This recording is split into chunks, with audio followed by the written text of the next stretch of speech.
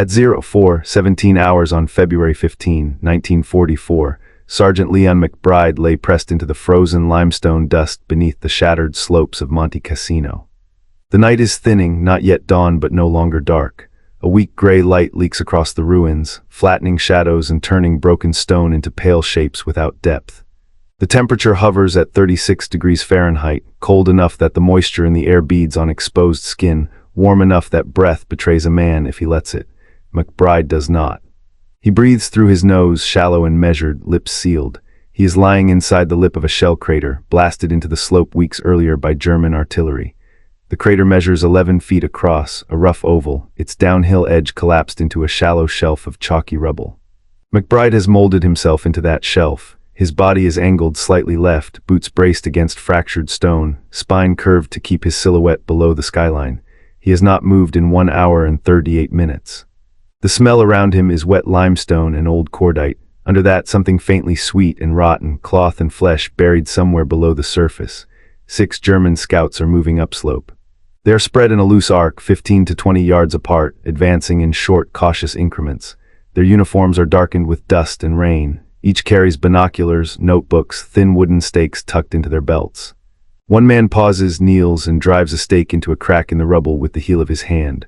Another writes, pencil scratching faintly. They are calm, methodical. Behind them, offset to the right at roughly 60 yards, a 7th man lies prone behind a chunk of fallen wall. An MG-34 light configuration, its barrel just visible between stones. He is not scanning wildly. He is watching exactly where the scouts have already been. McBride knows what that means, reconnaissance markers. Artillery registration. If the scouts finish their work, German guns will walk shells down this slope with mathematical patience. The American line, less than 300 yards behind McBride's position, will be caught in the open ground between rubble and road. Based on previous barrages, the first 5 minutes would likely kill 40 to 60 men. McBride's rifle rests beside him, an M1 Garand oiled and ready. He does not touch it. A rifle shot would echo off the stone like a hammer blow. It would bring the machine gun up immediately. It would confirm American presence. The scouts would scatter, finish their markings later from farther back. The artillery would still come. Instead, McBride's right hand rests on the shaft of something that does not belong to 1944. The javelin lies parallel to his body, half buried in dust. The shaft is 78 inches of seasoned hardwood, darkened with oil and sweat. The head is steel, leaf-shaped, 14 inches long, hand-forged and sharpened to a dull sheen.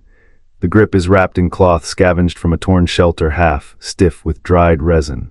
It weighs just under 3 pounds, heavy enough to carry momentum, light enough to throw. They laughed when they first saw it. Infantrymen, tired and filthy, shaking their heads.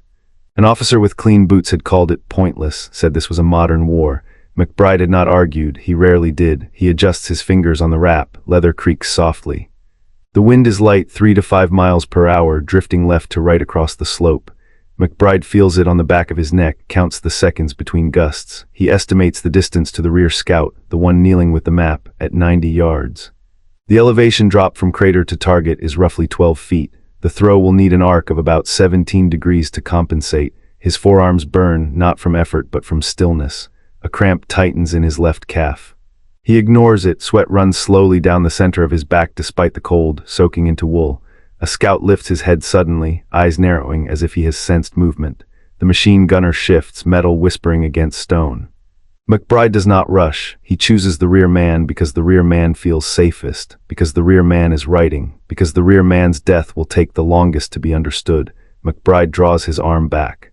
For a fraction of a second, the world compresses into weight and angle and breath. There is no thought of medals, no thought of survival, only a simple, practical calculation. If this fails, they all die anyway. The javelin begins to move forward, and then, in the next 40 minutes, one discarded weapon would halt an artillery strike, erase 7 enemy soldiers from the hillside, and ensure Sergeant Leon McBride would never be spoken of in official reports. Leon McBride was born in 1916, 3 blocks downhill from the open hearth furnaces on the south edge of Youngstown. The street had no trees by the time he was old enough to remember it. Coal smoke killed them first, then heat, then neglect. In summer, the air smelled of sulfur and hot iron. In winter, it smelled the same, only colder. The mills never slept, neither did most of the men who worked them. His father worked nights at sheet and tube, 12-hour shifts when they were available, shorter when orders dried up. By 40, he'd lost partial hearing in his left ear. By 50, he'd learned to read lips without knowing that was what he was doing. Leon's mother took laundry from better neighborhoods uphill, shirts stiff with starch, collars yellowed with other men's sweat. She boiled water on a coal stove that never quite cooled. Money was measured in days, not dollars. Leon left school at 16, not in defiance but by gravity. There was no argument about it. He took a job where he could, first sweeping floors at a steel yard, then loading rail cars, then full-time as a rigger on the river docks. The work did not teach words, it taught balance. Steel rods, lengths of pipe, bundled scrap, none of it behaved the same way twice. You learned where to put your hands by getting it wrong and bleeding. You learned momentum because stopping it once it started meant injury. Leon learned to throw because sometimes dropping wasn't an option. You moved an object from where it was killing you to where it wouldn't. 5 years passed that way. More really, 7 winters of frozen ground and numb fingers. Leon's shoulders grew dense rather than large. His grip became something men commented on only after they shook his hand. He never talked about strength, he talked about weight. During the worst of the Depression years, he hunted when he could. Not for sport, for meat, rabbits mostly. Sometimes fish pulled from the Manning River when the water wasn't actively burning. He made what tools he needed because there was no store for them. A straight shaft, a sharpened head. Balance mattered more than sharpness. If it flew true, it worked. When the radio carried news of December 7, 1941, Leon was in a boarding house kitchen, eating bread with lard. The room went quiet. Someone swore. Someone else prayed. Leon finished chewing, washed his hands, and went to his shift. The mills did not close that night. He enlisted in January 1942. The paperwork listed him as average height, above average endurance, limited verbal response. He was assigned infantry without discussion. Basic training took place at Camp Wheeler, where red clay swallowed boots and instructors measured discipline in volume. Leon did not stand out on the range. His marksmanship scores were serviceable, never exceptional. He adjusted his grip without being told and was corrected anyway. Where he did stand out was at night, movement drills, obstacle courses, bayonet training. He moved without hurry and without noise. Instructors noticed but did not pursue it. There was no box for that on the forms. By late 1943, Leon was a sergeant, more by attrition than recommendation. He did not seek promotion. Men listened to him because he did not waste words. When he spoke, it was usually about where to step or where not to silhouette yourself against a ridge. Shipping out came in November 1943. The transport smelled of diesel, sweat, and rust. Bunks were stacked too close. Men talked about home until they stopped. Leon spent most of the crossing watching how the sea changed color with depth and light. It was a habit. He noticed surfaces. Italy was colder than he expected. By the time his unit moved north toward Cassino, winter had settled into the stone. The terrain punished noise. Sound carried in strange ways, rifle shots echoing longer than expected, footsteps betraying men who thought they were quiet. Leon paid attention. The first time the men saw the weapon was during a pause in movement, weeks before Cassino. Leon was rewrapping the grip, resin warming under his palms. Someone laughed. Someone else asked if he planned to fight the Romans. An officer glanced once and dismissed it without comment. There was no regulation against it because there was no regulation for it. Leon did not explain. By February 1944, the monastery dominated everything, stone upon stone. Ancient walls that turned modern doctrine into suggestion. Recon patrols came and went. Artillery followed markings, not courage. Leon began carrying the javelin openly then, not as a statement, as a tool. The men stopped laughing after they saw how far it flew without sound. No report was filed, no permission granted. By the time he lay in the crater at 17 hours, the skill was no longer unusual to him. It was simply waiting for the terrain to demand it, and the terrain always does. The flaw does not announce itself at Monte Cassino, it accumulates. American infantry doctrine in early 1944 is built on assumptions forged in fields and hedgerows, clear lanes of fire, identifiable front lines, noise accepted as the price of violence. Cassino offers none of these. The ground is vertical, stone replaces soil. Sound does not travel in straight lines. It rebounds, folds, and returns altered, making distance difficult to judge and direction almost meaningless. German reconnaissance units learn this quickly. They move without firing, they mark without signaling. Thin wooden stakes, chalk lines, and pencil notes replace muzzle flashes. Once those marks are set, artillery does the killing from beyond retaliation. The infantryman never sees the man who condemned him. He only hears the incoming round too late to matter. By the first week of February, the pattern is established. Recon patrols slip forward before dawn. They identify American concentrations, machine gun nests, command posts, aid stations. They withdraw. 30 to 60 minutes later, artillery arrives, adjusted precisely to the markers left behind. Casualties spike not during attacks, but during routine movement, resupply, rotation, briefings held too close to shelter. Counter-sniper doctrine fails here. A rifle shot echoes and reveals the shooter.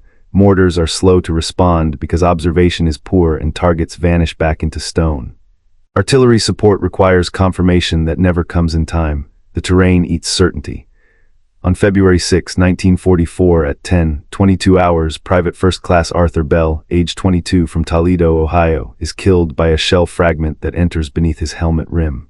He is crouched behind a half-wall that has stopped bullets for days. The fragment does not care. He dies before the corpsman reaches him. The recon markers that guided the shell are found later, 3 thin stakes driven into rubble 40 yards upslope. 2 days later, February 8, 7 hours, Corporal James Holloway, 27, from Scranton, Pennsylvania, is caught between positions carrying a crate of .30 caliber belts. The first round lands short. The second walks forward, the third detonates beside the crate. Brass ignites. His body is intact enough to identify, but the equipment is not. The sound lingers longer than the smoke.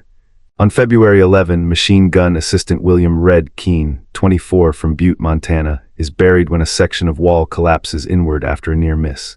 He is alive when the stones fall. He is not when they reach him. Digging is delayed by intermittent fire. Recovery takes 4 hours. These are not charges, they are entries. Men stop writing letters for a time after that, not consciously, it just happens. Conversations become transactional. Boots get checked more often, helmets sit lower. For Sergeant Leon McBride, the crystallizing moment comes on February 13, 1944 at 6:41 hours. Private Samuel Ortiz, 19, from Santa Fe, New Mexico, is killed during a resupply run that should have been routine. Ortiz had shared watches with McBride during night rotations. They traded coffee when it was scarce. Ortiz talked about adobe houses and dry heat. McBride listened. The round lands 28 yards from McBride's position. The blast wave hits first, compressing the chest. Shrapnel follows, irregular and fast. Ortiz takes a fragment through the upper thigh that severs the femoral artery. He bleeds out in under 2 minutes. There is no dramatic motion, just surprise, then urgency, then stillness. Later, when the area is inspected, recon markers are found again, placed with care, measured. McBride does not react outwardly. He cleans his hands. He rewraps his grip. He checks the balance of the javelin, adjusting the cloth by a 1/4 inch. He goes through channels. The first attempt is brief. He speaks to the platoon lieutenant during a lull, explaining that rifle fire is counterproductive, that silence is required, that recon patrols must be eliminated before they finish marking. He mentions distance, mentions terrain. The lieutenant listens, nods once and says, "Not doctrine." He adds, "We can't verify success without contact." The conversation ends there. The second attempt is more deliberate. McBride requests permission to demonstrate his method against inert targets. He offers to operate under supervision. The response comes from higher up, filtered through a staff sergeant. Unauthorized equipment, liability concerns, no precedent. The proposal is not written down. It does not exist. The logic is sound within its own limits. Doctrine values repeatability. McBride offers neither report nor replication. He offers only outcome, and outcome without explanation is unacceptable. Casualties continue. By February 14, intelligence estimates indicate that German recon patrol success remains above 65% in the Cassino sector. Artillery response times improve. American casualty rates increase by 18% during daylight hours. The numbers are circulated. No solutions accompany them. That night, McBride does not sleep. He sits with the weapon across his knees, checking the edge not for sharpness but for symmetry. He tests the flex of the shaft, listening for imperfections. He does not speak to anyone about what he intends to do. There is no announcement to make. He understands the consequences: unauthorized engagement, use of non-standard weaponry, acting without direct order. Court-martial is possible. Recognition is unlikely. Silence is probable.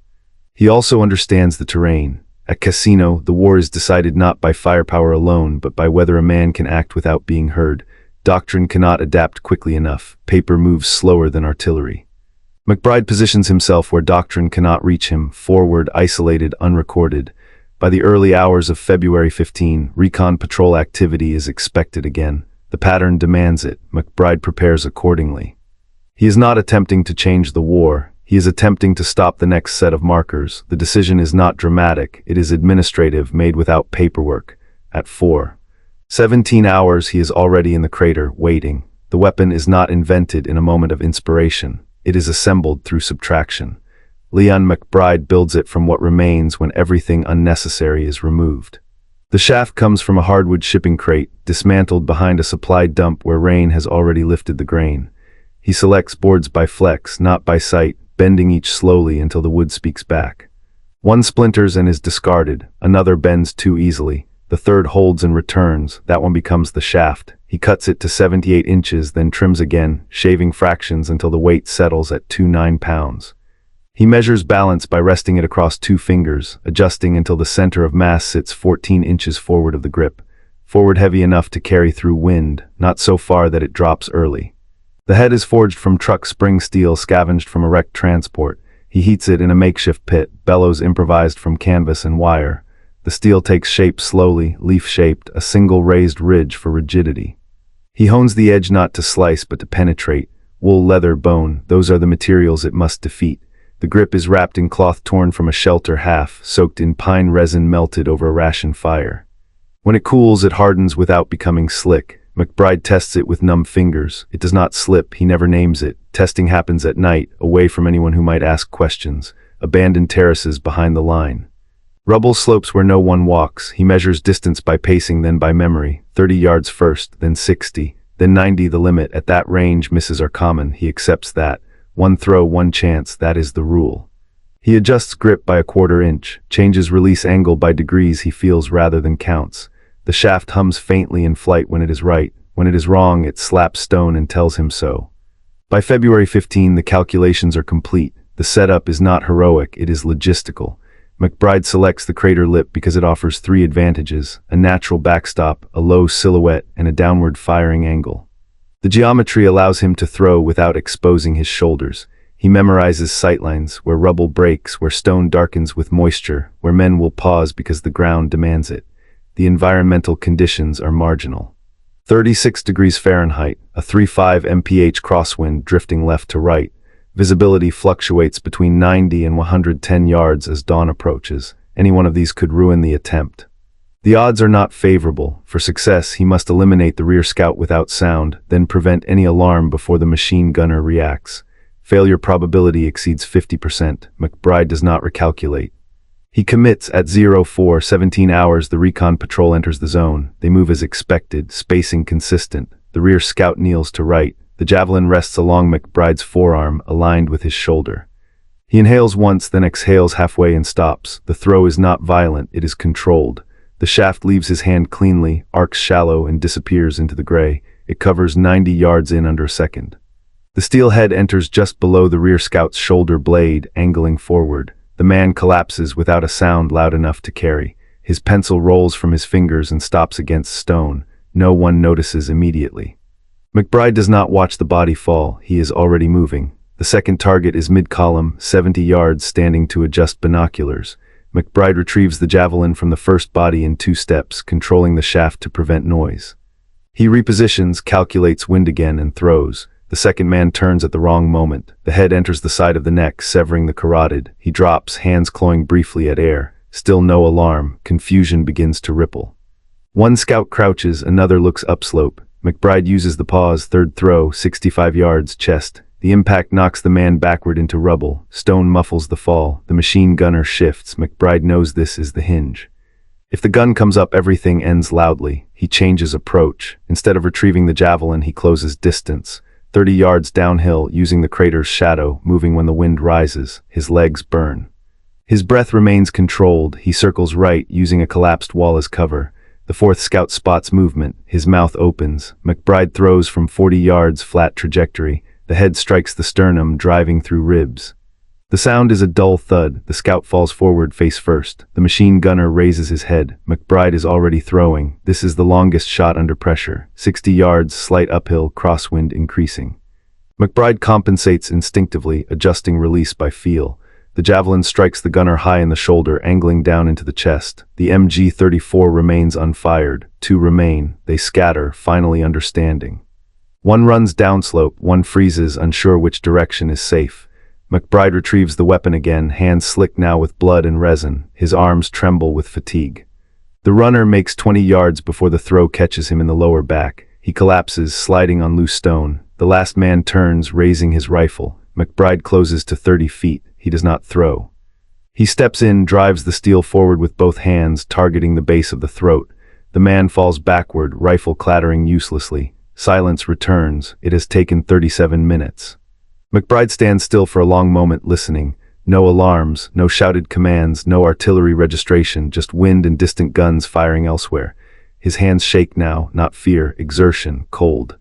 He retrieves the javelin one final time, wiping the head clean on a sleeve. He returns to the crater and waits. Morning comes without shells. American patrols move cautiously, expecting the barrage that does not arrive. When they find the bodies, they understand quickly. There are no cheers, only nods, no report is filed. The absence of artillery is the only confirmation that matters. Morning arrives at Monte Cassino without the sound everyone expects. At 7:30 hours, men remain pressed into cover long past the time they would normally begin movement. Helmets stay low. Packs remain on the ground. No one says it aloud, but everyone is waiting for the first ranging round. The hollow thump, the pause, then correction. It never comes. Officers check watches. Runners are sent and recalled. Radios crackle with incomplete questions that receive no clear answers. The German guns, so precise in recent days, are silent, not paused, silent. When patrols finally move forward cautiously and in short bounds, they find the reason less than 100 yards upslope. 7 German soldiers lie scattered across the rubble. No blast craters nearby, no torn earth, no brass. No signs of a firefight. The bodies are positioned where men would have paused to observe, to write, to mark. Each death is close, deliberate, unaccompanied by noise. The conclusion spreads without announcement. They never got their marks down. The phrase moves laterally from foxhole to foxhole, not upward. Enlisted men understand it first because they live with consequences before explanations. Officers arrive later, walk the ground, take notes that lead nowhere. The absence of artillery becomes the evidence. For the next 48 hours, German reconnaissance activity drops sharply in that sector. Patrols probe from farther back. Optics replace presence. Artillery fires blind and wastes ammunition walking shells across empty stone. Accuracy declines. By the end of the week, casualty rates in McBride's section of the line fall by 22%, then stabilize closer to 28% below the previous average. No report attributes the change to a cause. What does change is behavior. Men begin to think differently about silence, about distance, about acting before being seen rather than after being targeted. A few try improvised methods, knives thrown poorly, ambushes timed too late. Most abandon the attempt. What McBride did is not transferable. It cannot be taught quickly. It cannot be standardized. It requires terrain that behaves a certain way and a man shaped by years of repetition that no training cycle can replicate. Command response is careful in its vagueness. There is no citation, no reprimand. The incident is categorized as enemy withdrawal under pressure. Language is chosen that avoids responsibility in either direction. Success is absorbed into the noise